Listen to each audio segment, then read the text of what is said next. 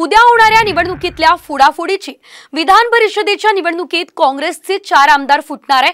हा गौप्यस्फोट काँग्रेसचेच आमदार कैलास गोरंट्याल यांनी केलाय। यामुळे आता हे 4 आमदार कोण आहेत यांच्याबाबत देखील त्यांनी सूचक विधान केलंय। यामुळे महायुतीच्या संपर्कात असलेले हे 4 आमदार कोण या संदर्भात कमालीची उत्सुकता ताणली गेली आहे। काय म्हटलेत गोरंट्याल पाहूयात।